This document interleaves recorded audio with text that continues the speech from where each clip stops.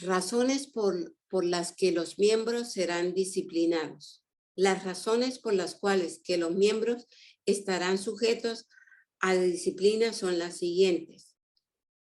Primero, la negación de la fe en los principios fundamentales del Evangelio y en la doctrina cardinales de la Iglesia o en la enseñanza de doctrinas contrarias a ella. Segundo, la violación de la ley de Dios tal cual la adoración de ídolos, el homicidio, el robo, la profanidad, los juegos de azar, la transgresión del sábado y la falsedad voluntaria y habitual. Tercero, la violación del mandamiento de la ley de Dios que expresa no cometerás adulterio, Éxodo 20:14, Mateo 5:27 y 28, en los que concierne a la institución matrimonial y el hogar cristiano. Estándares bíblicos de conducta moral y cualquier acto de intimidad sexual fuera de una relación matrimonial y o acto de conducta sexual no consensuada dentro del matrimonio, ya sea que esos actos sean legales o ilegales, esos actos incluyen, pero no se limitan a el abuso sexual infantil o de personas vulnerables de cualquier edad.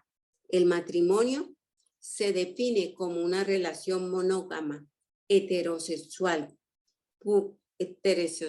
pública, legalmente vinculante entre un hombre y una mujer. Cuarto, la fornicación, que incluye, entre otros, la promiscuidad, las prácticas homosexuales, el incesto, la sodomía y el bestialismo.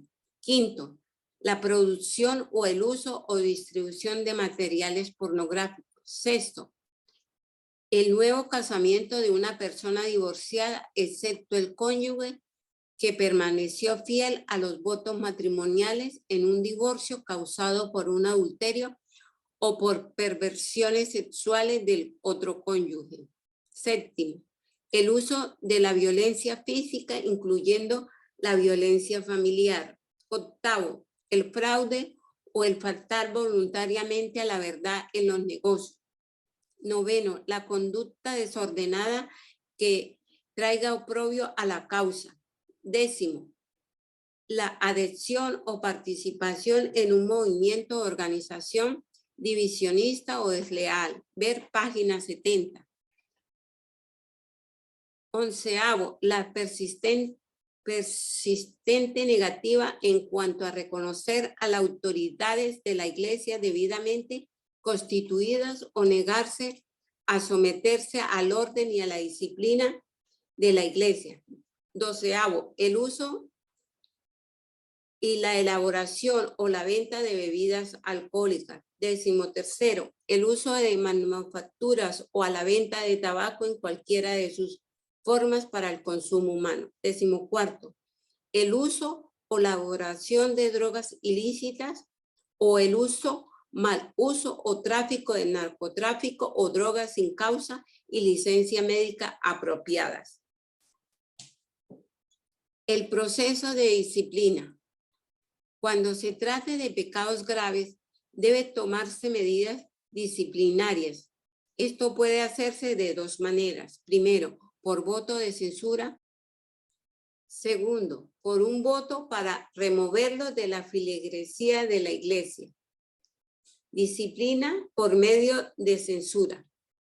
Puede haber casos en los que la Iglesia considere que las ofensas no es de suficiente gravedad como para justificar la extrema medida de removerlo de la feligresía de la Iglesia al miembro ofensor, pero que es lo suficientemente seria como para merecer una expresión de desaprobación.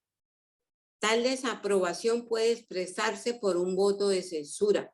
La censura tiene un propósito doble. Primero, permitirle a la Iglesia expresar su desaprobación por una ofensa dolorosa que trajo deshonra a la causa de Dios. Segundo, hacerle sentir al ofensor la necesidad de corregir su vida y reforma, su conducta y proporcionarle un periodo de gracia y prueba durante el cual puede corregir su vida y reformar su conducta. Los votos de censura son por un periodo de tiempo específico que van desde un mínimo de un mes hasta un máximo de 12 meses. Este voto anula todo y cualquiera de los cargos que la Iglesia le haya dado al miembro que ha errado, ya sea por elección o por nombramiento, y lo priva del privilegio de ser designado para un cargo mientras está bajo la censura. El miembro que está bajo censura no tiene derecho a participar ni por voz ni por voto en los asuntos de la Iglesia, ni tener participación pública en los servicios religiosos como la enseñanza de una clase de escuela sabática, etcétera. No se lo priva, sin embargo, del privilegio de participar de las bendiciones de la escuela sabática, de los cultos de la Iglesia o de los ritos de la casa del Señor. No puede concedérsele carta de traslado a otra iglesia durante el periodo de censura. El voto de censura no debe contener ninguna disposición tendente a separar al miembro de la Iglesia en caso de que no cumpla con alguna de las condiciones impuestas. Al finalizar el periodo de censura, debe examinarse si el miembro que está bajo disciplina cambió de conducta o no. Si su conducta es satisfactoria, debe entonces considerárselo en plena comunión, sin necesidad de tomar ningún voto, y se le notificará que la censura ha finalizado. Si no observó una conducta satisfactoria, el caso debe ser considerado de nuevo y administrarle la disciplina que el caso requiera.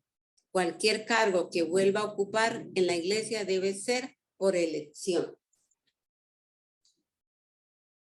Disciplina por remoción de la feligresía de la Iglesia. Separar a una persona de la feligresía de la Iglesia, que es el cuerpo de Cristo, es siempre un asunto serio. Es la medida final que la Iglesia puede administrar en materia de disciplina. Es la disposición extrema que la Iglesia puede tomar. Esta clase de disciplina debe usarse únicamente después de que las instrucciones dadas en este capítulo hayan sido seguidas. Luego de haber consultado con el pastor o con la asociación, si el pastor no está disponible, y después de que se haya hecho todos los esfuerzos posibles para ganar y restaurar de sus malos caminos al miembro en cuestión. No se debe aplicar pruebas de membresía adicionales. La autoridad para establecer pruebas de membresía descansa en el Congreso de la Asociación General.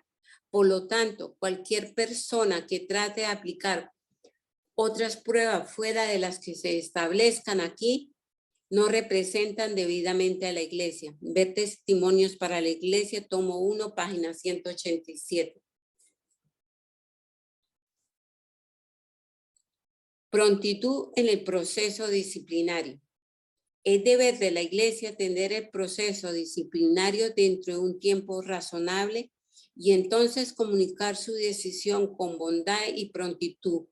La aplicación de la disciplina es un proceso doloroso en sí mismo. La demora en la administración de la disciplina aumenta la frustración y el sufrimiento del miembro y de la Iglesia local. Se debe tener cuidado al juzgar el carácter y las motivaciones.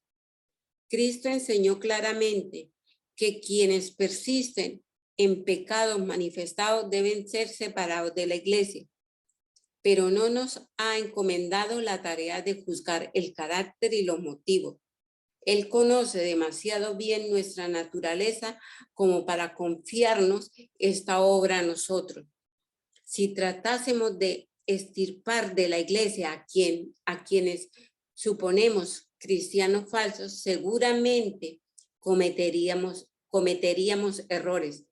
A menudo consideramos sin esperanza a los mismos a quienes Cristo está trayendo hacia sí. Si nosotros tuviéramos que tratar con esas almas de acuerdo con nuestros juicios imperfectos, tal vez ellos extinguirían su última esperanza. Muchos que se creen cristianos serán hallados faltos al fin. En el cielo habrá muchos acerca de quienes sus prójimos suponían que nunca estarían allí. El hombre juzga por la apariencia, pero Dios juzga el corazón. La cizaña y el trigo deben crecer juntamente hasta la cosecha, y la cosecha es el fin del tiempo de gracia. Existe otra lección en las palabras del Salvador, una lección maravillosa, clemencia y tierno amor, así como la cizaña tiene sus raíces estrechamente entrelazadas con la del buen grano, así los falsos hermanos en la iglesia pueden estar estrechamente unidos con los discípulos auténticos. El verdadero carácter de estos supuestos creyentes no se manifiestan plenamente. Si se los separa de la iglesia, se haría tropezar a otros que de no mediar esto habrían de permanecer firmes. Palabras de vida del Gran Maestro, páginas 50 y 51.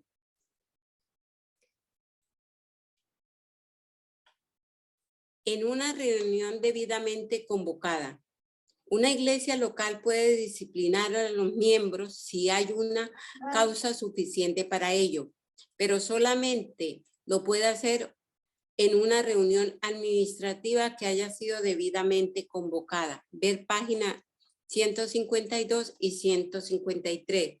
Después que la junta directiva de la iglesia haya revisado el caso, esta reunión debe ser presidida por un pastor ordenado o por un pastor con licencia ministerial que sea anciano local ordenado de la iglesia correspondiente o en su ausencia y de común acuerdo con él o con el presidente de la asociación por un anciano ordenado referida a la iglesia.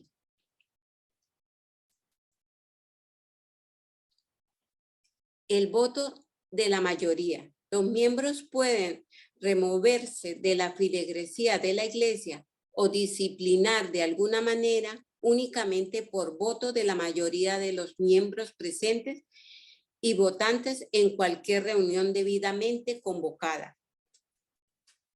La mayoría de la iglesia es un poder que debe gobernar sus miembros individuales. Testimonios para la iglesia, tomo 5, página 101. La junta directiva de la iglesia no puede remover miembros. La junta directiva de la iglesia puede recomendar a la iglesia que es una reunión administrativa se remueva a un miembro de la iglesia, de la feligresía de la iglesia, pero en ninguna circunstancia tiene derecho a tomar la decisión final, excepto para registrar la remoción en caso de fallecimiento o a pedido del miembro. Derechos fundamentales de los miembros. Los miembros tienen el derecho fundamental de ser notificados previamente de las reuniones disciplinarias, ver página 152, y el derecho a ser oídos en su propia defensa y a presentar pruebas y testigos. Ninguna iglesia debe votar la disciplina de un miembro de la feligresía de la iglesia en circunstancias que lo priven de estos derechos. Si él desea ejercerlos, la iglesia debe informarle al menos 2 semanas antes de la reunión de la junta directiva de la iglesia o 2 semanas antes de la reunión administrativa, por medio de un escrito en el que se mencionen las razones de la reunión disciplinaria. Los miembros no han de ser representados por abogados. La obra de la iglesia en su administración del orden y la disciplina es una función eclesiástica y en ningún sentido tiene que ver con el procedimientos civiles o legales. Por lo tanto, la Iglesia no le reconoce a ningún miembro el derecho de llevar a un abogado para representarlo en cualquier reunión o concilio de la Iglesia convocados para administrar orden y disciplina o para tratar cualquier asunto administrativo de la Iglesia. Por lo tanto, debe informarse a nuestros miembros que no serán oídos si pretenden llevar un abogado a la reunión con tal propósito.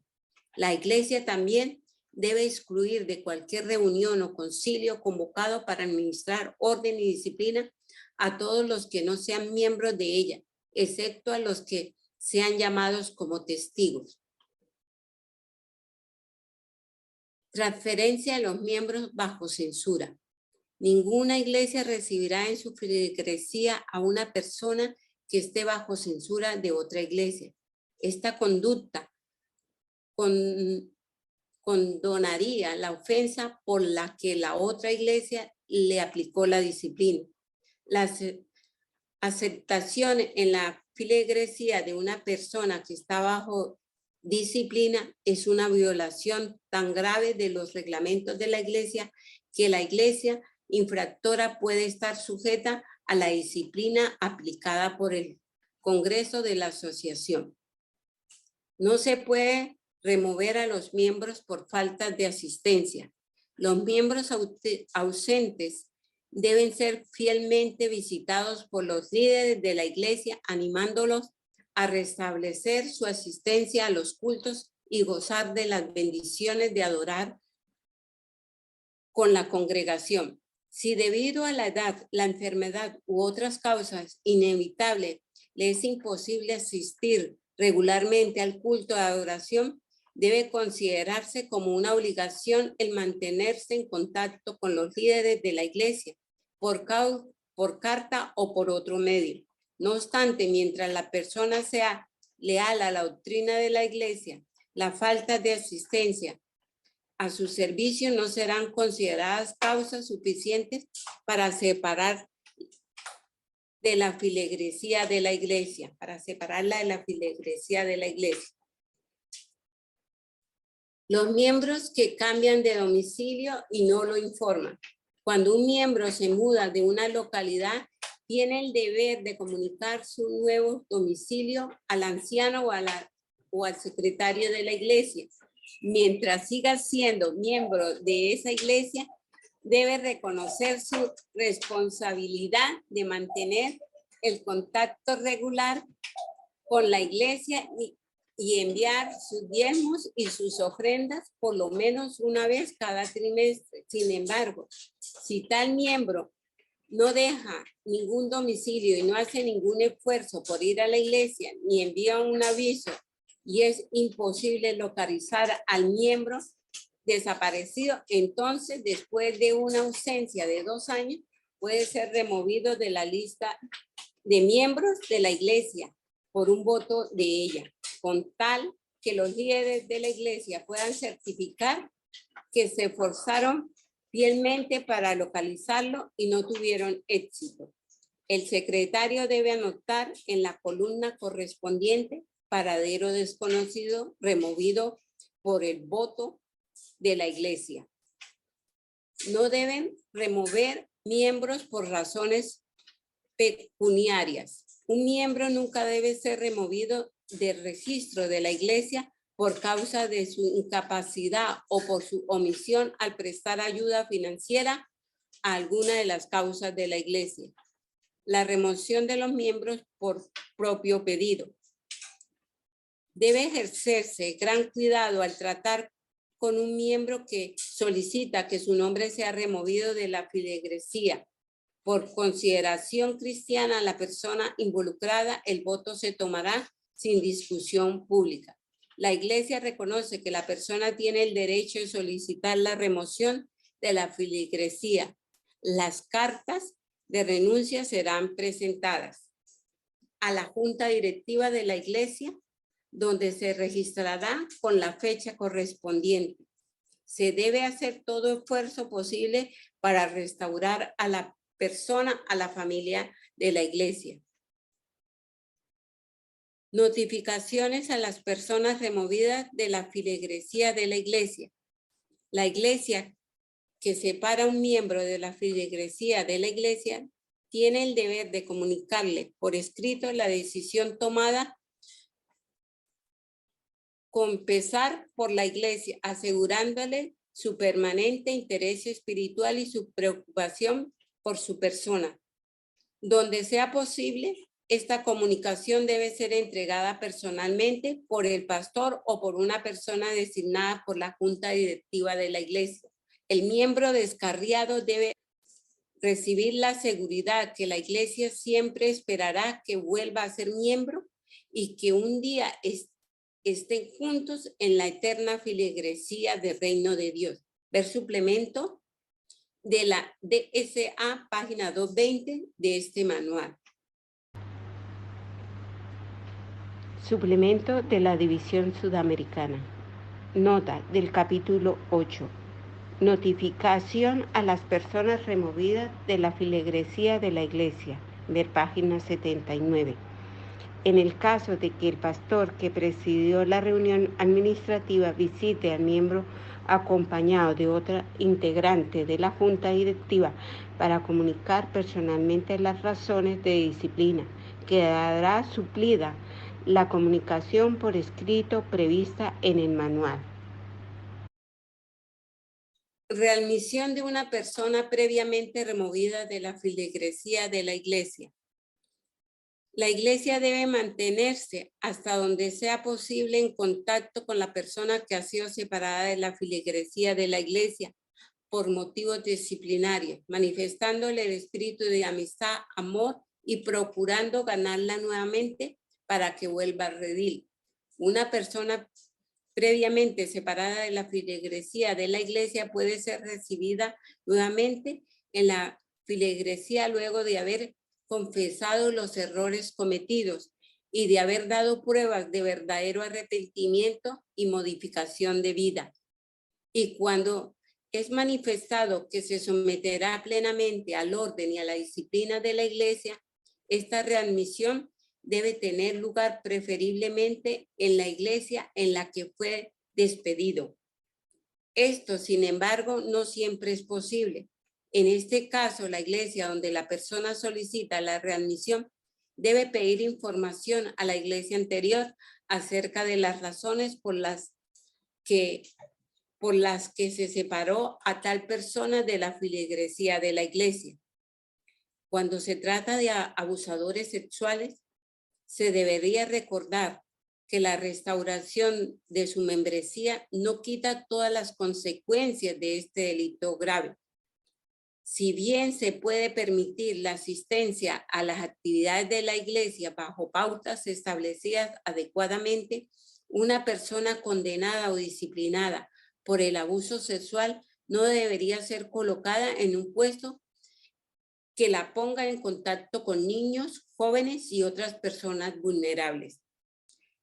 Tampoco se le debería confiar una responsabilidad que anime a las personas vulnerables a confiar implícitamente en ella, dado que la remoción de la feligresía de la iglesia es la forma de disciplina eclesiástica más seria. El periodo de tiempo que debe transcurrir antes de que la persona pueda ser readmitida debe ser suficiente como para demostrar que las razones por las que fue removido de la feligresía se ha resuelto más allá de toda duda razonable. La readmisión a la feligresía de la iglesia es normalmente precedida por el rebautismo.